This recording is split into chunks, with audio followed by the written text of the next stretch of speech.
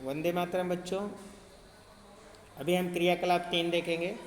किसी चुम्बक को रेत या मिट्टी में रगड़ना है। चुम्बक को बाहर निकालिए। क्या चुम्बक के साथ रेत अथवा मिट्टी के कण चिपके गए? अब इन रेत अथवा मिट्टी के कणों को हटाने के लिए चुम्बक को आराम से हिला दीजिए।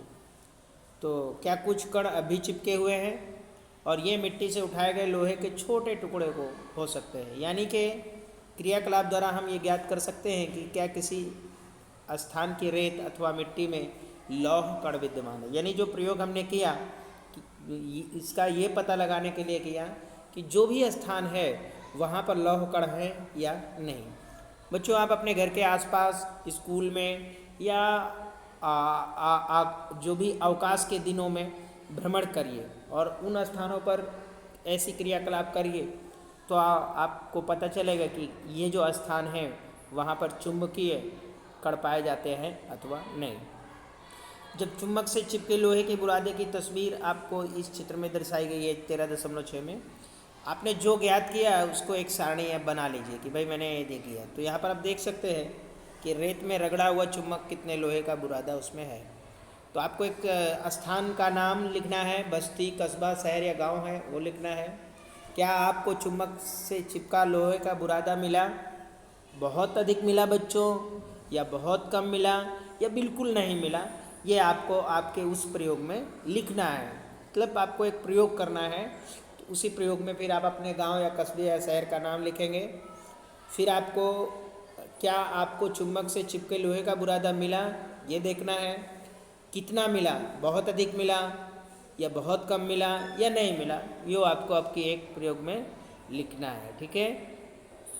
अच्छा बच्चों, अब यदि आप इस सारणी को भर लेते हैं तो इसे पहेली और बूझों के पास भेजते हैं तो वे देश के अनेक भागों की मिट्टी के में पाए गए लोहे के बुरादे की मात्रा से इसकी तुलना करेंगे और फिर वे आपके साथ इस जानकारी के बारे में चर्चा करेंगे और आपको बांटेंगे।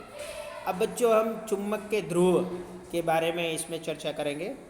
हमने देखा है कि मिट्टी में चुम्बक रगड़ने पर लोहे के कण अगर उसमें उपस्थित है, मान लीजिए मिट्टी में हम चुम्बक रगड़ रहे हैं, है ना, और अगर उसमें लोहे के कण हैं तो वो चुम्बक से चिपक जाएंगे बच्चों, और अगर नहीं हैं तो वे चुम्बक से चिपकेंगे नहीं।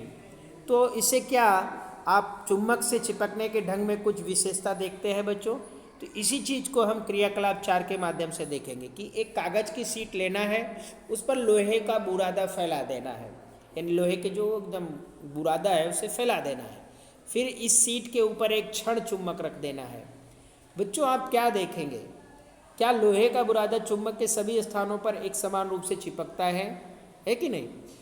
क्या आप चुम्बक के किसी भाग में किसी अन्य भाग से अधिक लोहे का बुरादा चिपका हुआ देखते हैं? ठीक है। और चुम्बक से चिपके हुए लोहे के बुरादे को हटा दीजिए। अब देखिए यहाँ पर आप देख रहे हैं कि जो लोहे का बुरादा है वो किनारे वाले भागों पे अधिक चिपका हुआ है और मध्य भागों में कम चिपका हुआ है। यानी ये चुम्बक के ध्रुव होते हैं। एक में है एन ध्रुव और दूसरा है एस ध्रुव, यानी नॉर्थ और साउथ। तो आप देखेंगे कि चुम्बक के विभिन्न भागों से आकर्षित हुए लोहे के बुरादे के तरीके में कोई परिवर्तन आप देख पाते हैं क्या? इसमें कोई परिवर्तन हुआ? जब आप ये क्रियाकलाप को लोहे के बुरादे के स्थान पर पिन या लोहे की कीलों से करते हैं तो विभिन्न आकार के चुम्बकों से भी आप इसको कर सकते हैं बच्चों। चुम्बक से लोहे के बुरादे को चिपकने का जो ढंग है उसका एक आप चित्र बनाइए। क्या आपका आरेख, तो आप देखेंगे कि चुम्बक से लोहे के बुरादे के चिपकने का जो ढंग है उसका एक आप आरेख बनाइए।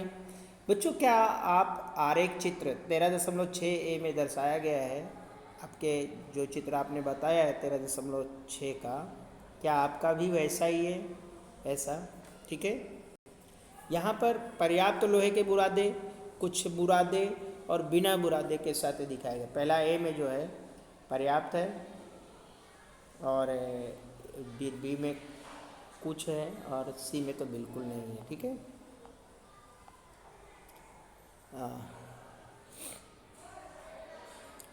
पहेली के पास आपके लिए एक समस्या है।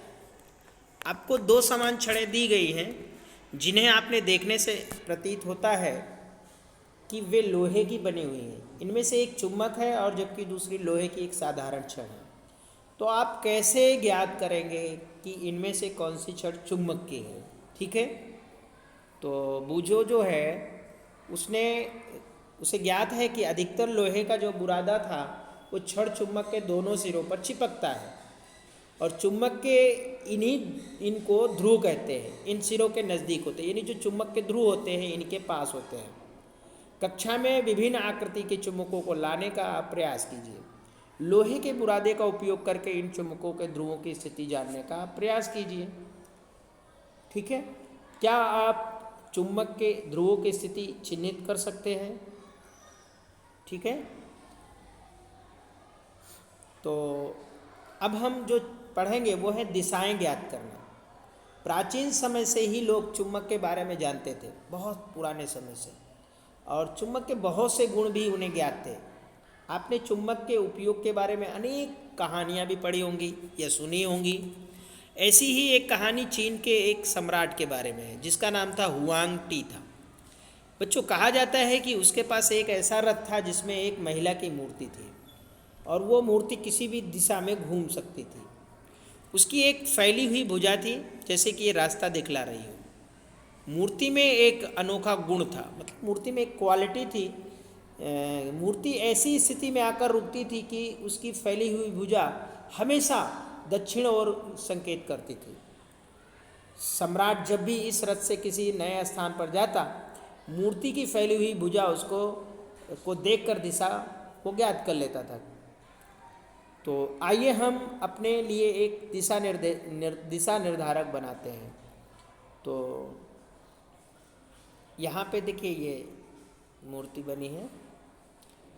क्रियाकलाप 5 के द्वारा हम सीखेंगे कि एन और एस ध्रुव यानी दिशा।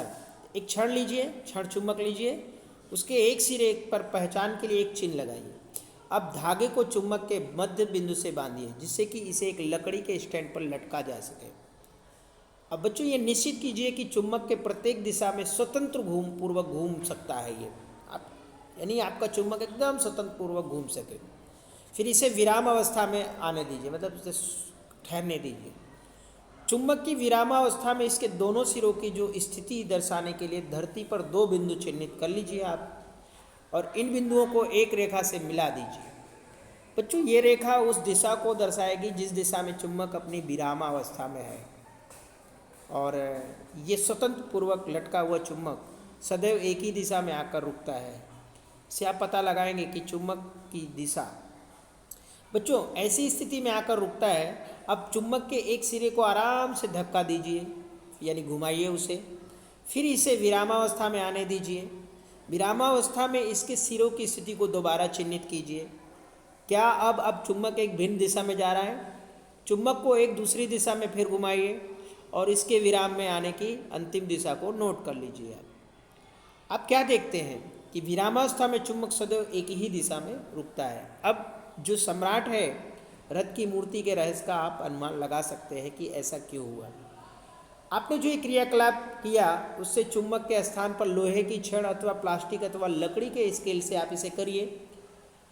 जब आप इसको लकड़ी, प्लास्टिक या छड़ चुम्बक से करेंगे तो इसके लिए हल्की वस्तुओं का उपयोग मत करिएगा। जहाँ तीव्र वायु चल रही हो वहाँ पर भी मत करिएगा, और अन्य पदार्थ भी सदैव एक ही दिशा में विरामावस्था में आते हैं, आप ऐसा देखेंगे।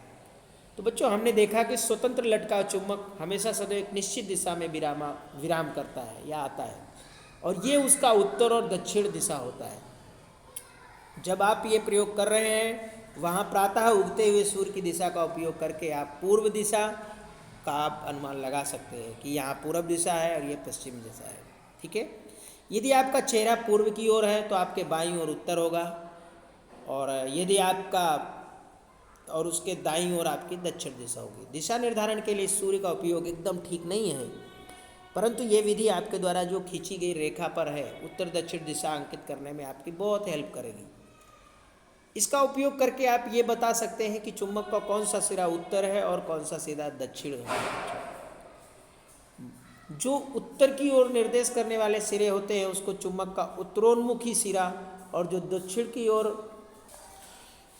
तो जो सिरा दक्षिण की ओर होता है उसे दक्षिणोन्मुखी यानी दक्षिणी ध्रुव कहते हैं, और जो सिरा उत्तर की ओर होता है उसे उत्तरी ध्रुव कहते हैं। दक्षिणी ध्रुव को अंग्रेजी के अक्षर एन से एस से दर्शाते हैं और उत्तरी ध्रुव को अंग्रेजी के अक्षर एन से। ठीक है। सामान्यतः चुंबकों पर एन और एस ध्रुव को बच्चों अंकित किया जाता है।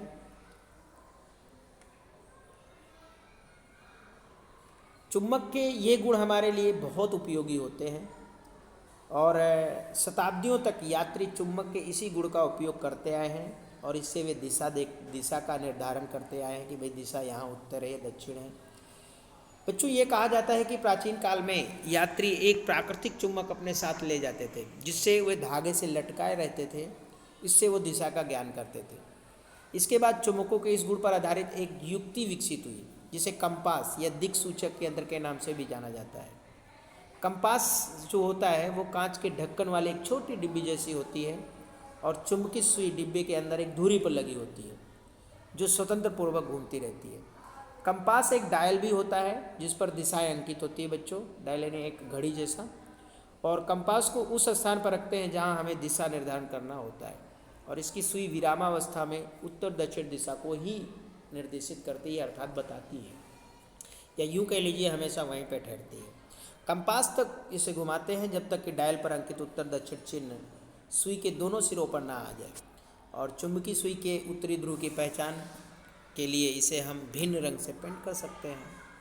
ये आपकी कंपास है जो आपका एन और एस ध्रुव बताता है। तो ये था एन और एस ध्रुव ज्ञात करना। अब नेक्स्ट वीडियो में हम अपना खुद का चुंबक बनाना सीखेंगे। जय हिंद, वंदे मातरम।